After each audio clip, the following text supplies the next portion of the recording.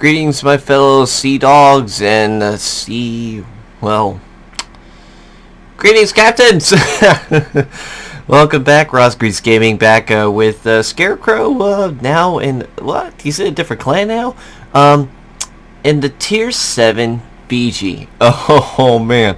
Boy, does this ship bring back some good memories. When I first got this ship, I was already on Leander, and at the time, I was starting to get really good at it, and I started realizing what the potential of the ships could be for the British line. And then I got to this ship, the Fiji, Tier 7. I thought, well, war guns, gotta be pretty good, right? Boy, was I surprised!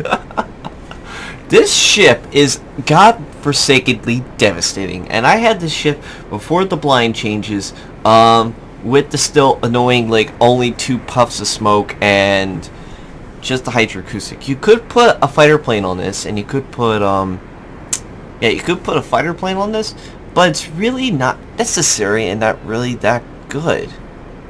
You're better off with the radar, with the hydroacoustic. Because you got that extra acquisition range for torpedoes, or if there's a ship in smoke, like a destroyer. So, Fiji, Tier 7. What else can I talk about? Well, she's pretty quick for her tier, 32.6 knots, but there is a few weaknesses. One, and everybody knows this with any of the British cruisers in this line, they have excessively thin armor. Not as thin as the British, the British doesn't have as thin as armor as the French. We always make jokes about the French in this game that basically it's so thin and there's a baguette that basically you're going to have to be very, very careful. So if you're broadside in certain cases, yeah, you're instantly deleted. Or in the lower tiers, because the guns are so powerful that they'll go right through the citadel and don't actually cause damage through it. They'll actually over-penetrate through. Compared to a Kirov or this British cruisers, they have a little bit more armor, so they could a little bit frontal deflect the guns. However, it is really not as good. So, what else is good about them? Well, what else with Fiji? Well, like I said, you have these 6-inch guns that have these special, have special armament. You only have AP, you can see. Well, it's a special type of AP. Compared to standard armor-piercing ammunition in the game, which has a, it's got like a few seconds before the fuse delay where it hits the ship. Not in the case with this ship. Watch this with the AP. Look, the penetrations. 4. How's that possible in a with armor-piercing raz? How's that possible? Well, see, the thing is with the AP on the British line is it has a shorter fuse by a very, very, very small amount. And because of that very, very small amount, it has a ability to fire and instantly, almost what I call instant detonation. So if you see a ship broadside like this, you wouldn't see like citadels, but you can see they're all piercing, if not non-penning, because, not penetrating through the armor itself. But because they're penetrating in most cases, if it's a flat side, it's getting very, very good rounds. And this is not including going against broadside cruisers. Look at those penetrations. That is some seriously damage. Now, there is a few drawbacks with this ship, and right off the bat, you're about to see one. Oh, wait, no, you're not. Okay, so that wasn't his smoke, that was the destroyer smoke, and he was able to pop his and get himself hidden. And there's 2 citadels. Look at the damage you can do. Not to mention, let me also point out, guys, that there was a flood by one of his torpedoes he threw out, and there's another 3 citadels. One more good hit, and that guy is toast. And yep, there it goes. That's his first kill, and this is just the beginning. When I started playing this, I was sitting there going, oh my god, this is going to be tough. And then I started playing rounds with this and started doing the smoke techniques here, and my mind completely changed. I said, well, these guys are not going to be enjoying themselves for a long time, and I'm going to be sitting here smiling and happy. sure enough, I was smiling ear to ear. The guns in this are beautiful. Now, there is a few drawbacks. Because they're 6 inches, you cannot penetrate very, very good on thick armored targets. If you're sitting there, you can see a few of them are non-penetrating on this armor on the New York. It's because a lot of it's hitting on a thicker type of armor. And because of that, he's not getting very, very good penetrations. But if he aims a little, see the ones hitting the deck? They're over-penetrating or getting penetration shots. That's where you want to hit.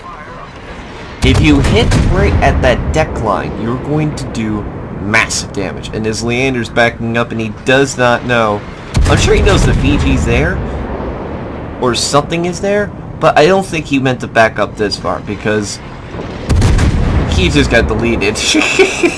What was he thinking? Now this is where the problem comes from. You're out of smoke. You're now exposed. You're now being spotted by all these ships. What are you going to do? You're like, oh boy, I'm in trouble now. Not to worry.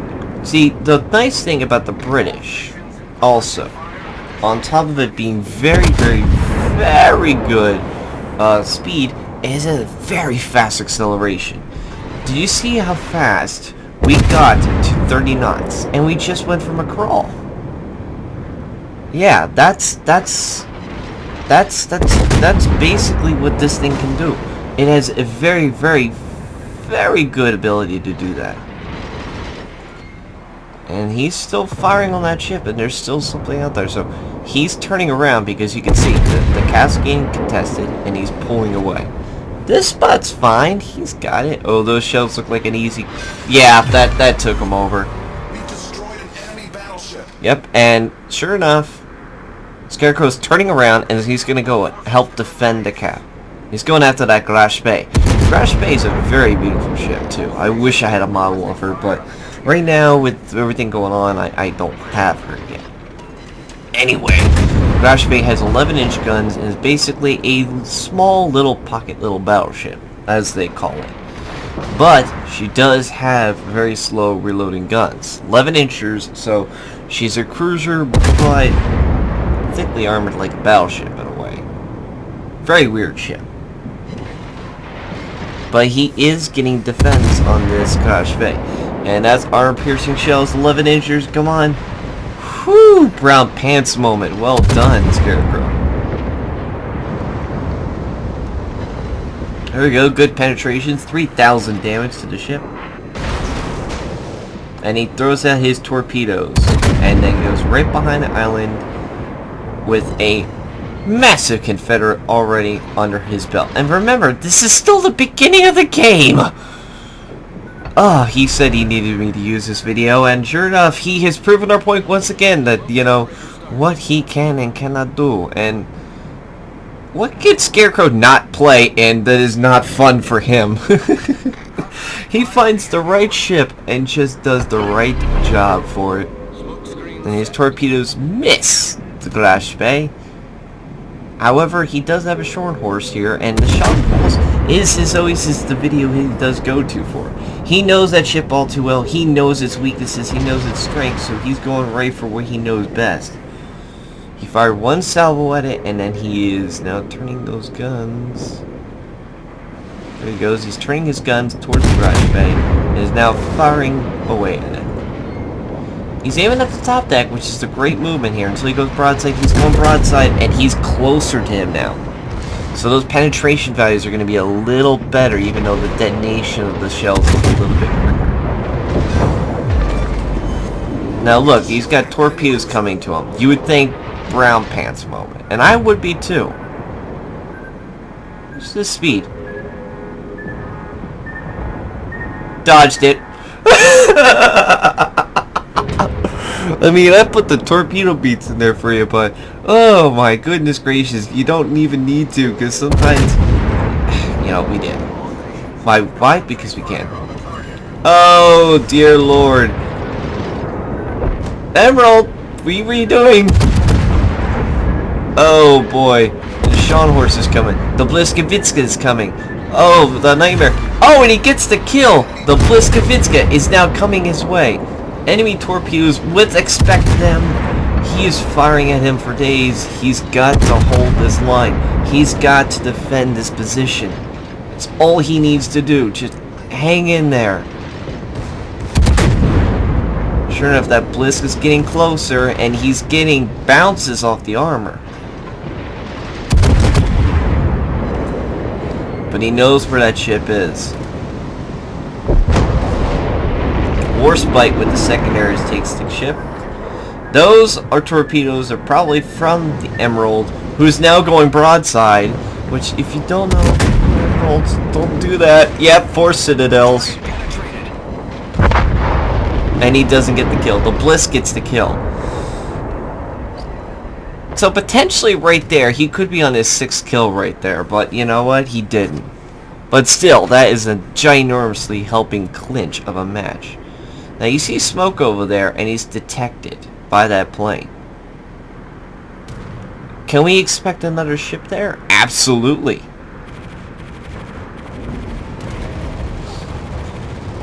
And he's working on it, but he's not gotten that plane down. I don't know if there's another ship down there. 1, 2, 3, 4. There could be. Yep, there it is, right there. ScareCrow. Thank you. He cuts the throttle and he turns his guns. He's gonna have to come out. There he is.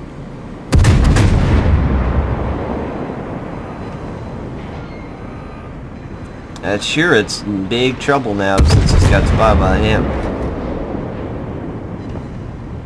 And that's another penetration, but unfortunately, he cannot see him anymore because of the smoke. But, if you notice the timer, he does have hydroacoustic now available, which sure enough, he pops it away, because, yep, torpedo beats, here we go again. And there, of course, is the dodge.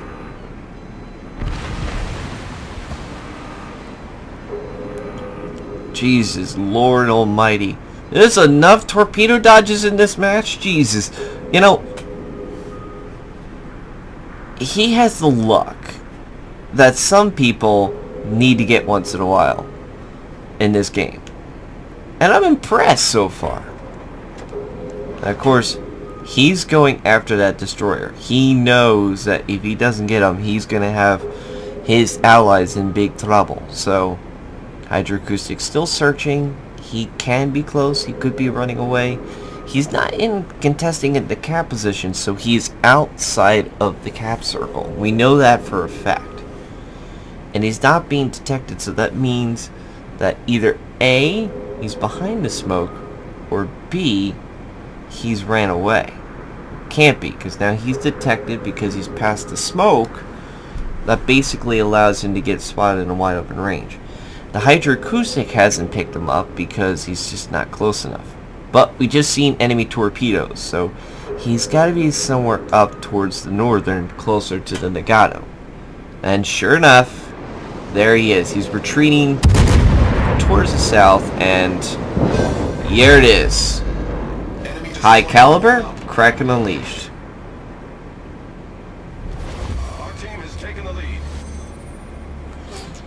Now there is only 3 left. Now ScareCrow could help him with the Nagato if you wanted to, and it looks like he's going to.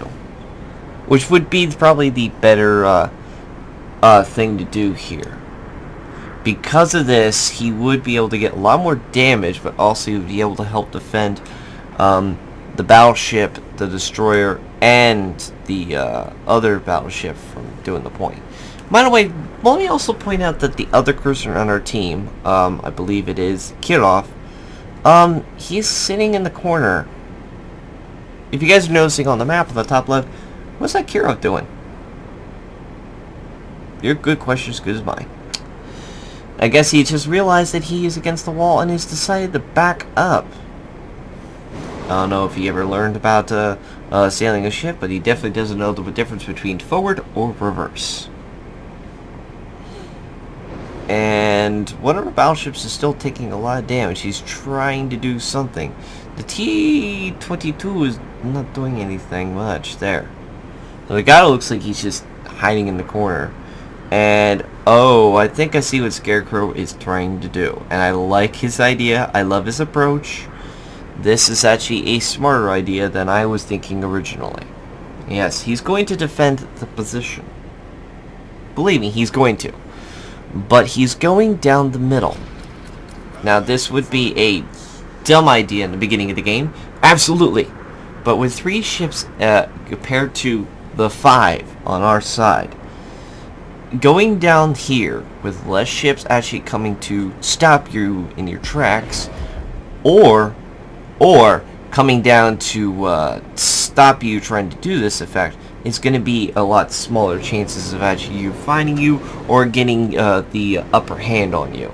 Not to mention a lot of these ships have already taken damage. So they're lower health, they're going to be wanting to be a little more protective for what they are. And the Kiraj just died on our team. So there we are down to now, additionally now, 5-3 instead of 6-3. So the chances of the percentage of the wins on this is definitely going downhill slightly. However, that is not the end of this match for sure. And ScareCrow is about to get into the cap position here. And sure enough, we know that that ship is almost in torpedo range, actually. It's pretty close to that torpedo range. And he's slowing down. He wants to get in cap, but he doesn't want to come out. He's just getting into the position. There we go. He's in cap. So now the enemy team knows that there is a ship in cap. That's it. That's all they know. ScareCrow pops the smoke. That does make him lose detectability of the neighbor ship way in the back. However, that does not get him from the full bar of the distance of the Nagato. And he aims right where we need to. You need to aim right above that deck. ScareCrow went to check his back real quick, and look at all those penetrations. 3,000, 3,000, 3,000. And the ship's getting closer to him. Unfortunately now, though, the ship is now undetected. But that doesn't mean that ScareCrow can't see it.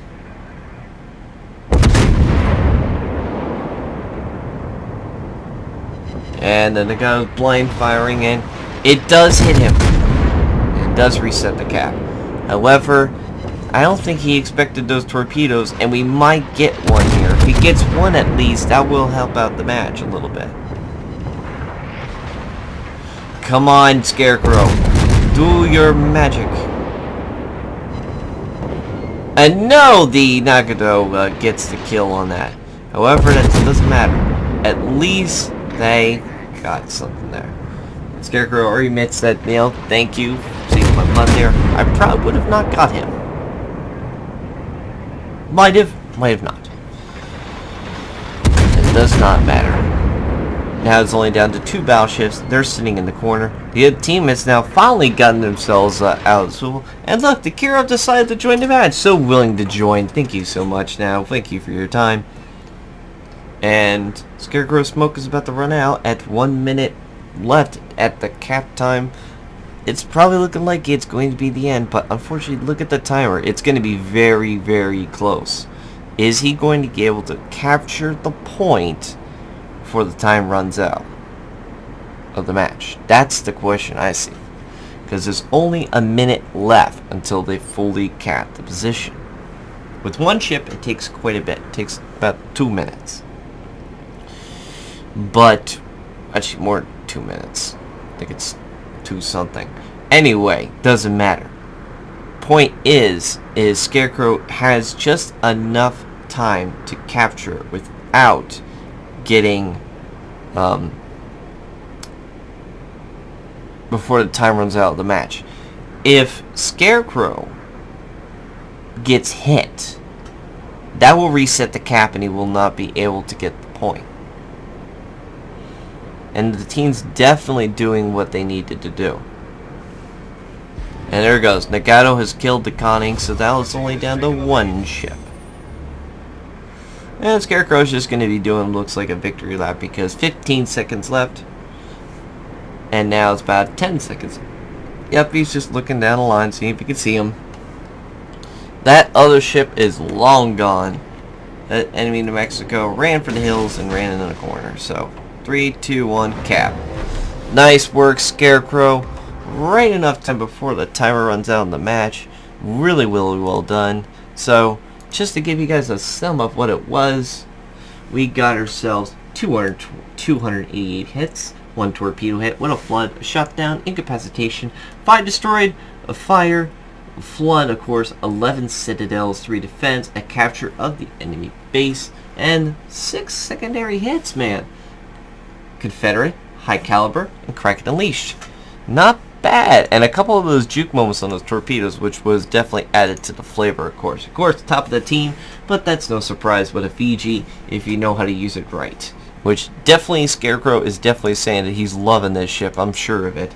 Got definitely a good amount of damage. That Algerie, I don't know what he was thinking. He should have pulled, either kept running forward and turned away so he didn't get his citadel destroyed by Scarecrow, but of course he didn't, and took 31,000 damage just by his shells alone.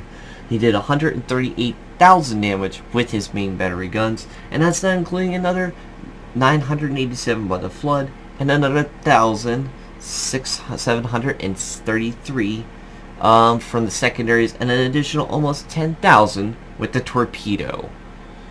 Very well done. Very, very well done. And of course, even on top of that, he got himself another commander point for his commander, which I'm glad to see he's still enjoying that, getting good commander points for his ship. He also was able to get a good net amount of credits, and this is with a premium count. So if you guys really want to get yourselves a very, very good tier 7, especially on a interesting little ship, get yourself a Fiji. And I'm still on it currently in the game, and that's going to take me some time, but I really don't have the diligence to work on it right now. Besides, with the other tier 10 I'm working on to earn myself in, it's going to be one of those things. But definitely Scarecrow, 100% great work with the Fiji. Can't wait to see you get up to the Minotaur, which is what we all call the Memotar, the Memotar, whatever. But I hope you guys enjoyed this video. As always, hit that like button if you liked the video. Write in the comments down below if you guys have anything you want to say, anything you want to talk about. And also there is the Twitter if you guys want to see on Twitter. I'm usually rambling about somebody raving about something stupid that I found on the internet, and then like retweeting it saying, hey, look at this stupid stuff I just found. Or you can also find me on Twitch. I'm live streaming most cases. We're now starting to get back into the groove of doing it almost 5 to 6 times a week on Twitch, not including the YouTube channel here. And also on top of that, we also have all kinds of other good stuff in here. If you guys like more of these videos, there's plenty more. And replays wise, hit that subscribe button if you guys want to subscribe and be up to date with the latest videos from here at Rosgreaves Gaming. As always, take care of yourselves. Hope to see you in the next one, and enjoy.